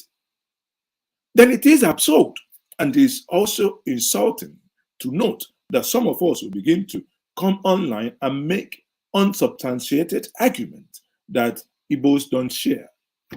While I do agree that, just in the case of APCA has become the wife that is bewitched. In the sense that, imagine when Peter Obi was the Abga governor, Okorocha became the second Abga governor. Enugu State became the third, but Enugu State was rigged out. That was during the time of Sullivan. Now, if we come back to Imo State, the only second state that we had, we shot ourselves in the foot via Okorocha, who his whole thinking was to go mainstream with the center, and he moved into the APC. Today, the rest is history. And part of them are those that form this APC. So when people now sit back and say that you appear that you don't share, I found it a little bit insulting, and I found it not to be correct, because that is also not correct. And this, I yield and I say thank you all for being part of this broadcast this evening. If we would get back to, see if the stream comes back live, then we will rejoin. But if not, let me see if, okay, we are back now. We are back now. Hold on, we are back. People, just hold on. We are back. We are going to restart the stream now. Where is it again? Okay. We are back. Sorry. Is filled with youth. We cannot subjectively move Nigeria forward. We must first, as a country, come and set up a vision which we'll move with. Lincoln, you had a vision to transmutate Singapore from a third world economy to a first world we economy. Are trying to and it fulfilled just that. When Donald Trump was to meet with reconnect. A North Korean president, he chose Singapore. Singapore is a country about the size of Lagos, but their GDP and GDP per capita is $43,000. Nigerian GDP per capita is $2,000+. How would we put food in the mouths of the people of Nigeria? We can do this through technology. Elon Musk per capita is $2,000+. How would we put food in the mouth of the people of Nigeria? We can do this through technology. Elon Musk is worth 230 billion. How can we share ideas to generate money to help our people? Let's focus. You cannot do politics without money. Don't be deceived. Oh, the money bags. You need the money bags. Oh, the old men. You need their old sense. It's called native intelligence. That's what Lee Kuan Yew used for 40 years ruling Nigeria. One person can rule Nigeria for 30 years, as long as it would evolve Nigeria economically, as long as it will unify Nigeria. But dancing APC, PDP, no. Some countries are one state. Rwanda is moving forward. Is it not a one-party system? Are we going to sit here and saying this? No, leave all of that drama. We're all professionals. I have a doctorate in engineering. I live in the US. The US is not perfect. Nigeria is not perfect. Let's start from somewhere as a people, whether you are old, whether you're young, whether you're Muslim, whether you're Christian, whether you're a woman, whether you're a man, whether you're a foreigner, whether you're Nigerian. Let's define a vision for Nigeria, and let's put all our resources towards that direction. If within our midst we feel people like Kagame can go and make a difference, how can we raise money for them? How can we give them a developmental template? How can we offer free political advocacy? It is data analytics. Politics is data. The 2023 presidential election has already been guaranteed by the numbers. Don't deceive yourself. Northwest, there's number. Northeast, you will see magical numbers that day. Kanu developed magical numbers last year. I'm telling you, don't be deceived. Elections have been determined. All of this is just dancing to the solution. Abiola won election. He was never allowed to rule. It's Nigeria. Things happen in Nigeria that cannot happen anywhere in the world. Let's not fight ourselves. Let's focus on the big picture. Let our country evolve. Let's put resources together to make improvement.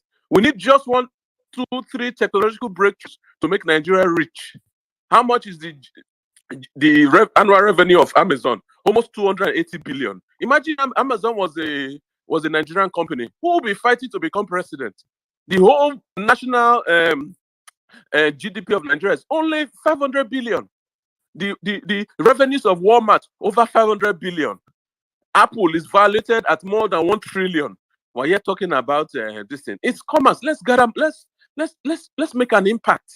And SARS was a failure. Revolutions have never worked anywhere in the world. Libya, they removed Gaddafi. They are paying the price today. Egypt, they removed Mubarak. they are paying the price today. It's not about revolution. Let's make the best of what we have. The people who you see today ruling Nigeria, they were once followers, they were once citizens like us. What happened that we did not prepare them for a future, and they go there and mess up and we're blaming them? Jonathan was a victim of circumstance.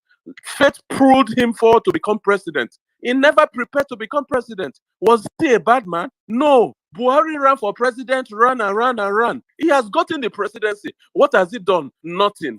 So this is not about being Superman.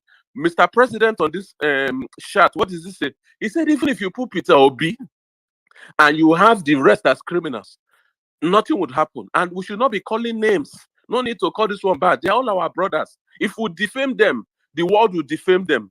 CNN will defame them. No country is perfect. In the UK, there are issues. In America, there are issues. Trump was not the most perfect American. He became president. Please, let's gather our resources together. Let's Thank help you ourselves. so much. Please, please, Thank you please. so much. Please, I am Dominic 5. Dominic, can you please go ahead? Okay, good evening, everybody. Wherever you're in the world, good evening, good afternoon, good morning. Good contributions. Everybody is trying to, is the way forward, right? We're talking about the way forward. So rather than pointing fingers, let's look for solution.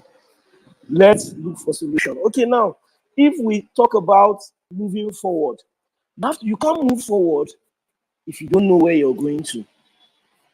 You can't move forward when you never saw where you are as a problem. Let's remember that. It's very vital. Very, very vital. Now, a lot of Nigerians don't.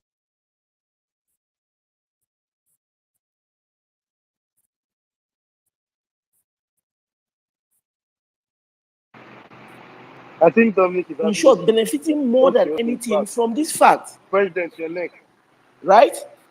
Yeah, so we Yes. have to start looking at it from that point of view. Everywhere there's inequality, in short, the inequality balance in Nigeria is demonic. It's very demonic. Our inequality, I don't even know how to say it because it can't be balanced. For now, 100 years from now, it can be balanced. But now there's something the last speaker said. He said Amazon, Facebook, their profit, what they're generating is 1 trillion times better than what we are doing. And why? The managers of Nigeria today, the managers of Nigeria for the past 50 years can't move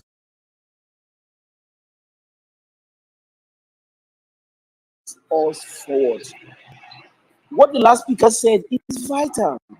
Since we know that the managers of our past 50 years can't move us forward, all they did was they never planned for the future. We have to start thinking, the resources we have now, what can it do for us so that we can innovate and start having companies such as Amazon? Basically now what we are doing, we are consuming. We're just consuming. What can we do to move forward? How do we do it? We have to prioritize education. Prioritize education, especially for the North. I'm working in an NGO, I'm in the North. I will not say the location, but I'm telling you, if we don't prioritize education, in the next 10 to 15 years, terrorism will be worst. Inequality will be doubled. Insecurity will be worst. Then Thank you so much. agitation will be doubled.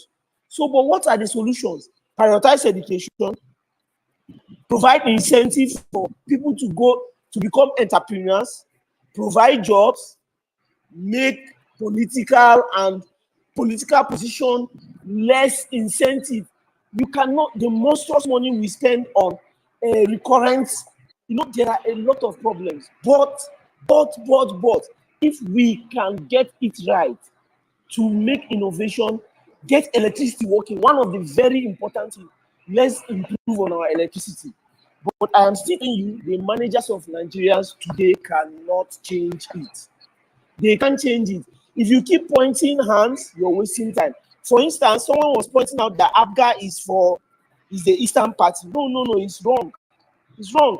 I'm in Plateau State, from Plateau, but where I stay, I born and brought up in Kano, stayed in Jos, grew up in Jos, currently working for an NGO. But I can tell you, ABGA has given one professor, Tanko Baba Usman of Dafodio, this in 22,000 votes to defeat someone from another party. Currently, you can check it. You know, you can Yes, check it. okay, thank you They, so much. they declare Shehu Saleh Grand Alliance, that's the winner of Megama Federal Constituency in Niger State in by-election. He is not an Igbo man. So what I am invariably saying is, when you want to say the Igbos are this, they are that, also look at the statistics. Those people have been suppressed for a long time.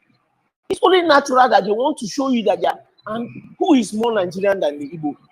This village where I am staying, this hotel, where NGO is booked the whole hotel, is owned by an Igbo man. So let's be fair. Let's be fair. That's all I'm asking. Then the president can All right, focus okay. on electricity. All right, thank you. If I Thank you. can jump in, please, because there's been two responses, from people.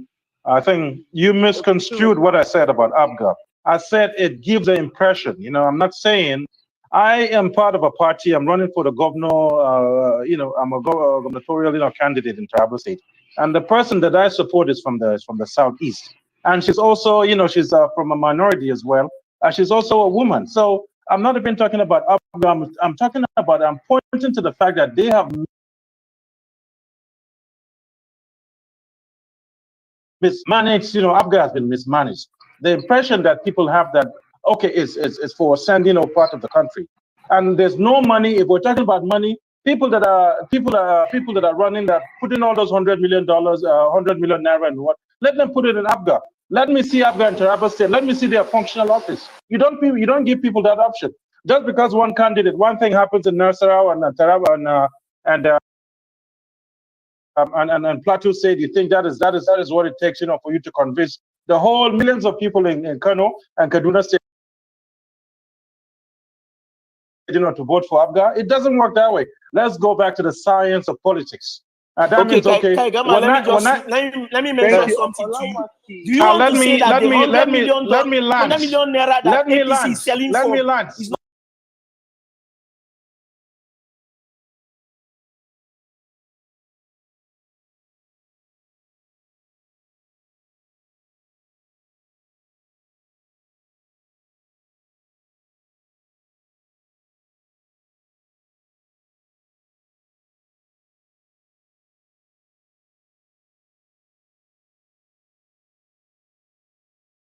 Talking to be part of the PRP party, because I'm done with talking. Okay, I'm ready for change, and we have a woman. I support a woman under the one of the presidential candidates under the PRP. That's the person that I go and advocate for. And every day that I wake up, I try to judge her. She becomes victorious. So all this conversation, anybody that is here that is not part of a party, if you are part of APC or PDP, you're part of the problem as well. Come to PRP or find one of the 50 parties and belong to. Let's form an alliance tomorrow. Okay? And I'm telling people, let ABGA take the charge, because you have people in the East that have the wallet. You control the banks, you control the businesses, even in Lagos and everywhere. Let's put the resources together. I'm ready to be part of my village. I'm ready to work with people in my party to make sure that alliance is formed. Let's form alliance tomorrow, and tomorrow will guarantee that equity that you're here, asking for, it will be given tomorrow. Let's go back to the science of politics and stop, just whining and just unnecessarily, just coming up with all frivolous excuses. Let's do 1, 2, 3 things. Leave the APC and PDP. Go to another party. Let's form alliances, a strong alliance.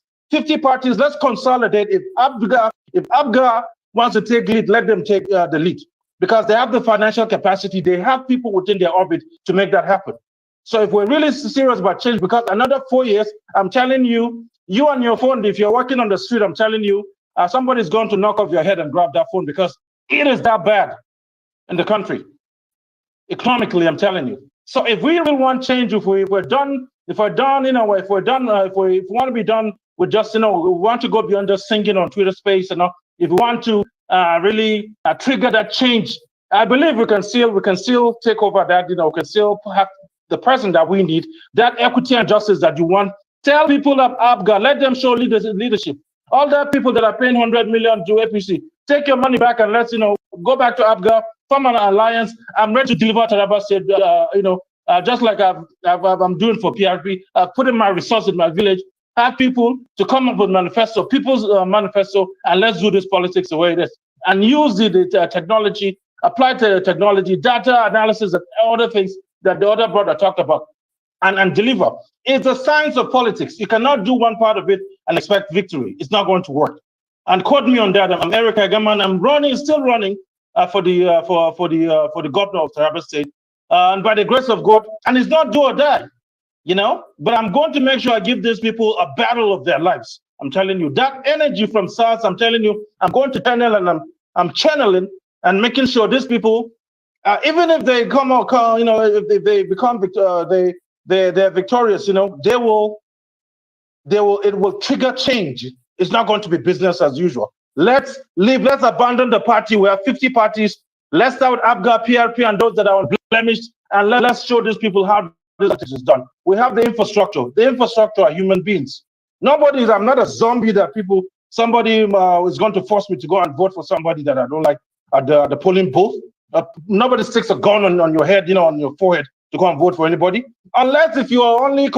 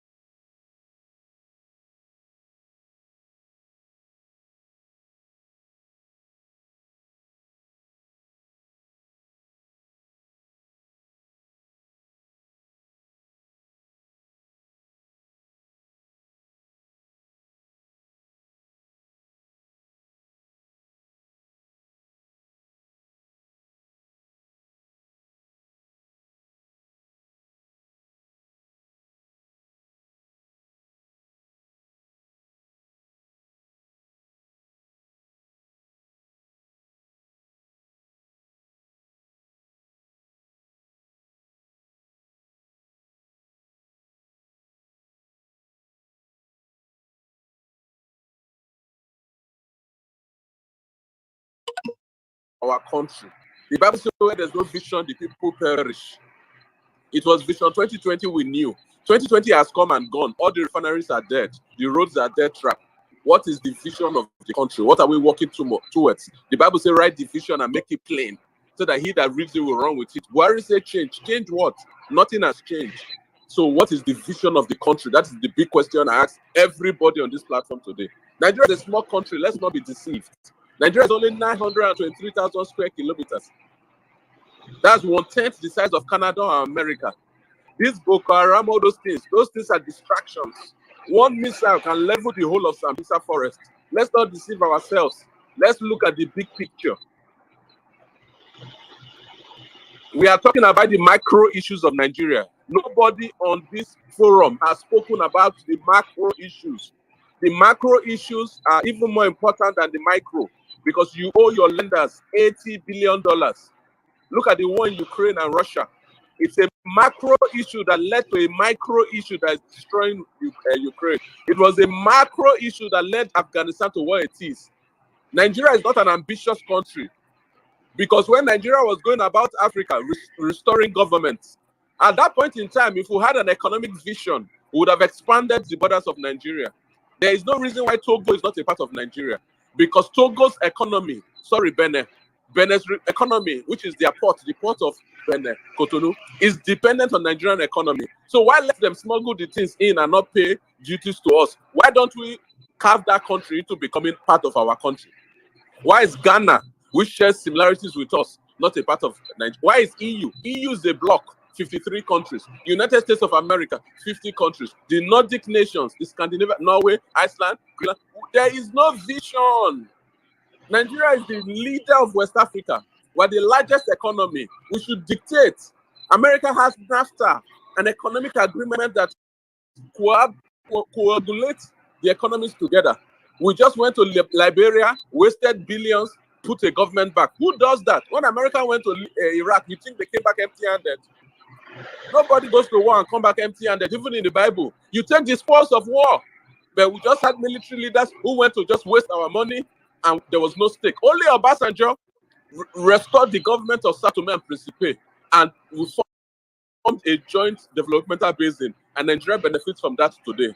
And the issues we face today in Nigeria, either Boko Haram, banditry, herdsmen, and whatever, is from our borders. If we had vision and we expanded our borders far beyond what it is today, we will not have an issue in Nigeria. Why is Russia fighting Ukraine? They don't want anybody by their borders.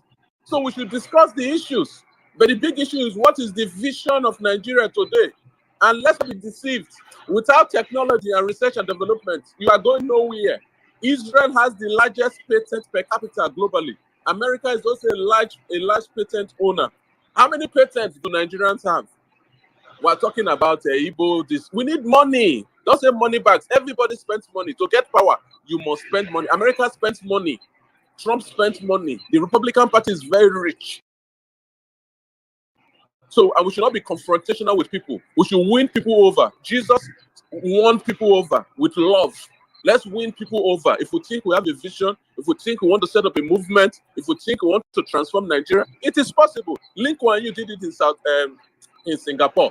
We can do it in Nigeria, but not by insulting and fighting within ourselves. Forget insulting the old men. They've done their best. Buhari has done his best. When Buhari go, you will still blame another. No blaming anybody. Let's hold it. Let's take our destiny in our hands. What is the vision of the country? If anybody can answer that question today, then we can start talking. What is the vision of Nigeria, please? Thank you. Thank you very much. Thank you so much. Afri Sada City, can you go ahead? You've been Good evening. for a long time. Hi, Yeah, good evening. thank you very much. Can you speak up, please? Can you speak up? Can you hear me? Yes, it's better now. Yeah. Thank you very much for giving me the opportunity. I would like to start with the rebuttal. The last speaker said that Buhari has done so much. I want to disagree. Buhari has done nothing. I said he Other has than done his best. His best. His best was destructive to Nigeria. That's Oh, what I'm saying. insult him like you saw the military. Keep it up. Don't worry. It's not Military is insult. bad. Colonial master is bad. PDP is bad. APC is bad. Buhari is bad. You are good. Stand up. Let's vote for you. Okay, I'm not contesting for the office of the president. If I was, They're not coming I and defend would. a president. How dare you speak of a president like that? He's done his best. He will soon finish. Put your candidate forward. Let's vote for him. Let's discuss ideas. Hold on a bit. Let him speak. Don't worry. Hold on a bit. Let him speak. I think you should be civil. You know, if you say Buhari has done his best, he should tell us what he did. That we are his best.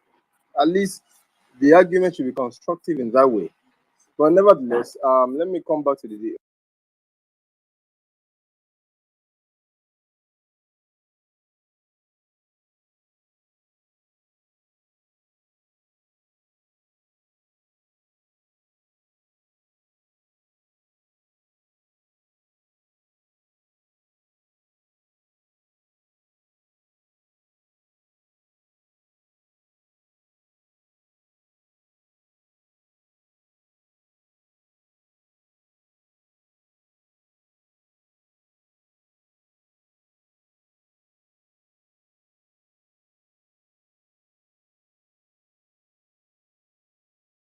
He was not given the opportunity to, or perhaps he was told that he was going to sign a pact with the power brokers. That is Chris Oba and his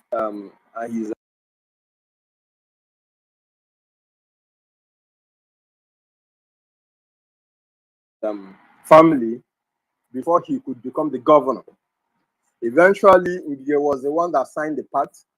P2B refused, left the PDP and went to Apuga. And so when he went to Apuga, Apuga was formed. He won the election, but because the power brokers that were supported rather, and anyone can look it up online. But then P2B went to court. After 3 years, he reclaimed his mandate. The rest is history. Back to the Igbos not participating in the Nigerian politics. I find it very interesting and also very mischievous that some Nigerians, when it comes to the Igbos, the narrative changes. Since 1999, the Igbos have contributed immensely to Nigeria's democracy. I'll give you points. Number one, in 1999, the Igbos voted more than the Southwest. Africa, I'm sorry to cut you short. See, a lot of people been on this space for quite a while. People have been speaking, and people have said all these things that you are saying. Can you say something new on how to move this country forward? Analysis leads to paralysis. These stories that you are telling us, a lot of us have said it. We've agreed on this platform that it is unfair in terms of justice and for unity in this country that we should not consider our southeastern brothers competent. I have a lot of friends in the southeast that are more than competent. We've agreed on that. Nobody here has cast aspersion on any Igbo person saying that Igbos are not competent to rule this nation. So that is not the direction of our conversation right now. We have agreed in unity on this platform to say that there are more than enough Igbos who can rule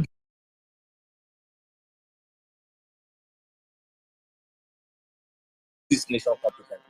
Now, the way forward. We need a vision for this country. With other 40 plus other parties and take over this thing. Anybody that belongs to APC, PDP, withdraw your membership, be part of that coalition. I think you should add to that conversation. You know, we're not pointing fingers at anybody. Nobody.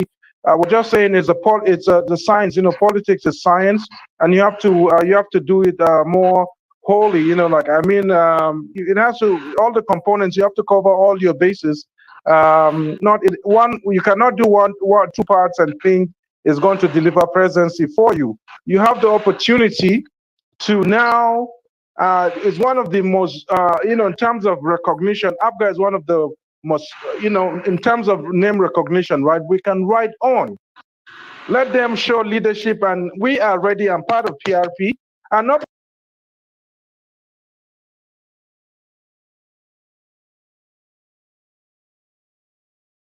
Nobody controls me in Taraba State. I have people, I have influence, and you just need to Kaigama, go and search for the Kaigamas in Taraba State. We're not just so